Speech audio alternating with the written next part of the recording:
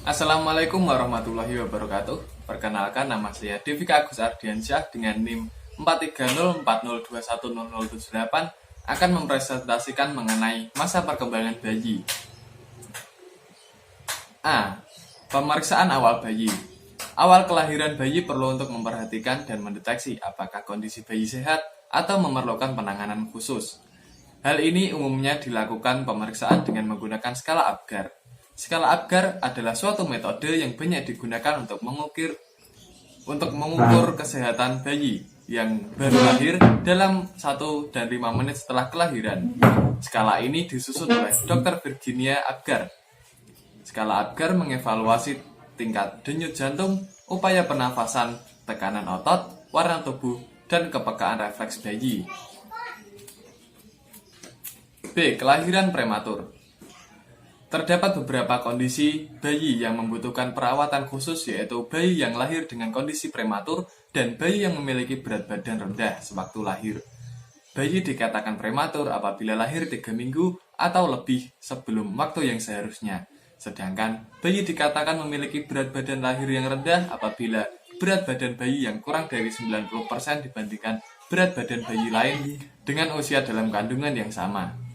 Beberapa penyebab yang mengakibatkan kondisi kelahiran bayi prematur dan berat badan lahir yang rendah diantaranya adalah aktivitas fisik yang berlebihan, ibu-ibu yang masuk dalam kondisi sosial ekonomi yang rendah, serta remaja yang melahirkan ketika tubuhnya belum sepenuhnya matang. C. Perkembangan fisik. Di awal masa bayi, ukuran kepala bayi cenderung lebih besar dari keseluruhan tubuhnya. Hal ini mengacu pada pola pertumbuhan sefalokaudal, yaitu urutan pertumbuhan yang selalu dimulai dari bagian paling atas, yaitu kepala, kemudian pertumbuhan fisik dan karakteristik pertumbuhan fisik lainnya, di mana berlangsung secara bertahap sampai ke arah bawah, yaitu kaki. Selanjutnya yaitu nutrisi. Bagi bayi, makanan yang terbaik untuk memberikan nutrisi yang tepat adalah air susu ibu atau ASI. Hal ini dapat dijelaskan karena dalam kandungan ASI terdapat zat kolostrum yang dapat membantu daya tahan tubuh bayi. E. Perkembangan otak. Perkembangan otak baik sebelum kelahiran dan selama tahun-tahun masa kanak-kanak sangat penting bagi perkembangan fisik, kognitif, dan emosional di masa yang akan datang. Pada saat lahir, otak memiliki berat 25% dari berat otak orang dewasa, yaitu kurang lebih 1,5 kg. Besar otak mencapai 90% pada usia 3 tahun dan usia 6 tahun hampir seukuran dengan otak orang dewasa. Tapi pertumbuhan dan perkembangannya tergantung gizinya. F. Refleks. Refleks merupakan reaksi terhadap stimuli. Refleks mengatur gerakan-gerakan bayi secara otomatis dan berada di luar kendalinya. Perilaku refleks dikendalikan oleh pusat otak. Perilaku refleks berperan penting dalam merangsang perkembangan dini sistem syaraf pusat dan otak. G. Kemampuan sensorik dini. Di masa awal kehidupan bayi, pengaktifan penginderaan berbeda-beda antara satu penginderaan dan yang lainnya. Ada sensori yang sudah aktif ketika masih dalam kandungan, namun ada sensori yang membutuhkan waktu untuk menggunakannya.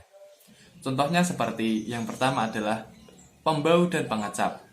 Indera pembau dan pengecap berkembang sejak dari rahim. Bayi baru lahir memilih rasa manis dibandingkan rasa asam dan pahit. Yang kedua yaitu pendengaran. Pendengaran juga telah berfungsi sebelum kelahiran. Pengenalan dini terhadap suara dan bahasa yang didengar dalam rahim dapat dijadikan dasar bagi hubungan yang baik antara orang tua dan anak. Pendengaran merupakan kunci dari perkembangan bahasa. Gangguan pendengaran harus dideteksi sedini mungkin. Yang ketiga adalah penglihatan. Penglihatan adalah indera yang paling sedikit berkembang saat lahir. Bayi baru lahir berkedip saat melihat cahaya yang terang. Jarak penglihatan bayi sangat pendek. Setelah berusia 2-10 minggu, jarak pandang bayi bertambah 2 kali lipat dari sebelumnya. H. Perkembangan motorik.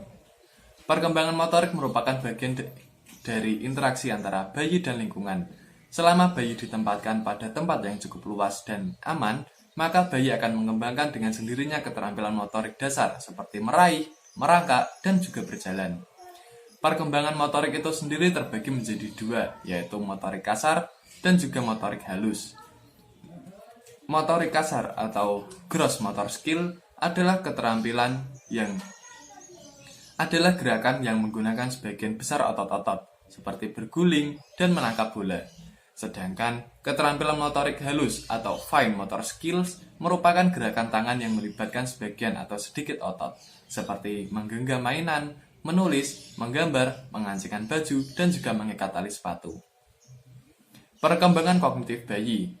Untuk bisa memahami perkembangan kognitif pada bayi dapat dijelaskan dengan beberapa pendekatan, di antaranya pendekatan behaviorisme, psikometrik, Piagetian, informasi processing, cognitive neuroscience, dan sosial kontekstual. Kita bahas satu persatu. Dari yang pertama adalah pendekatan behaviorisme. Pendekatan behaviorisme berkaitan dengan ingatan. Pada masa bayi, ingatan bayi mengalami yang dinamakan infantile amnesia, yaitu ketidakmampuan mengingat kejadian-kejadian di masa awal kehidupannya. Oleh sebab itu, apabila seseorang ditanyakan mengenai ingatan masa kecil, maka yang masih mampu diingat adalah ingatan masa kecil kisaran usia 3 tahun. B. Pendekatan psikometrik. Pendekatan ini menggunakan alat tes untuk mengukur perkembangan kecerdasan seseorang. Tujuan pengukuran secara psikometrik adalah untuk mengukur secara kuantitatif berbagai faktor yang diduga membangun kecerdasan, dan hasil pengukuran tersebut untuk meramalkan kinerja di masa mendatang. C. Pendekatan Piagetian. Tahap pertama dalam perkembangan Piaget adalah tahap sensorimotor. Bayi belajar tentang dirinya dan dunianya dengan mengembangkan aktivitas sensori dan motor mereka. Piaget mengungkapkan bahwa imitasi merupakan cara yang penting dalam melakukan pembelajaran. Pembelajaran imitasi pada bayi terbagi menjadi dua, yaitu visible imitation dan invisible imitation. Visible imitation merupakan perlakuan peniruan yang menggunakan anggota tubuh yang bisa dilihat, seperti menggunakan tangan dan juga kaki yang bisa dilihat oleh bayi. Sedangkan invisible imitation merupakan pelakuan peniruan yang menggunakan anggota tubuh yang tidak terlihat seperti senyum atau menjulurkan lidah. D. Pendekatan proses informasi. Pendekatan ini lebih menekankan pada atensi. Atensi itu sendiri merupakan usaha memfokuskan sumber-sumber daya mental untuk menyeleksi informasi. Dari usia 3 sampai 9 bulan, bayi mampu mengatur atensi secara lebih fleksibel dan cepat. E. Pendekatan kognitif neuroscience.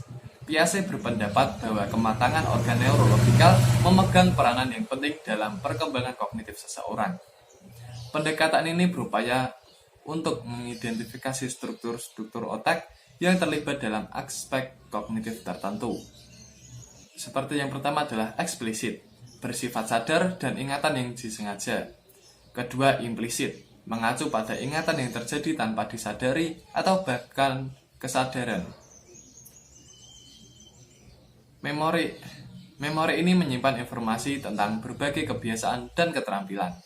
Ketiga adalah working memory, penyimpanan jangka pendek terhadap informasi yang sudah diolah secara aktif oleh otak. F. Pendekatan sosial kontekstual. Penelitian yang dipengaruhi oleh teori sosial budaya Vygotsky mengkaji bagaimana konteks budaya mempengaruhi interaksi sosial yang mungkin mendorong perkembangan kompetensi kognitif. Dalam hal ini, melakukan percakapan merupakan alat agar anak dapat berusaha mencapai pemahaman orang dewasa atau scaffolding. G. Perkembangan bahasa. Bahasa adalah salah satu bentuk komunikasi baik yang diucapkan, ditulis, diisyaratkan, atau yang didasarkan pada sebuah simbol. Perkembangan bahasa yang baik dapat dipengaruhi oleh beberapa hal, antara lain perkembangan otak yang sudah sesuai dengan pertambahan usia. Perkembangan psikososial pada bayi. Semua bayi sejak awal menunjukkan kepribadian yang berbeda satu dengan yang lainnya. Hal ini merupakan gabungan yang relatif konsisten antara emosi, temperamen, pikiran, dan tingkah laku yang menjadikan setiap orang unik. Yang pertama adalah emosi, seperti sedih, gembira, dan takut. Adalah reaksi subjektif terhadap pengalaman yang diasosiasikan dengan perubahan fisiologis dan tingkah laku. Perkembangan emosional merupakan proses yang terjadi secara bertahap.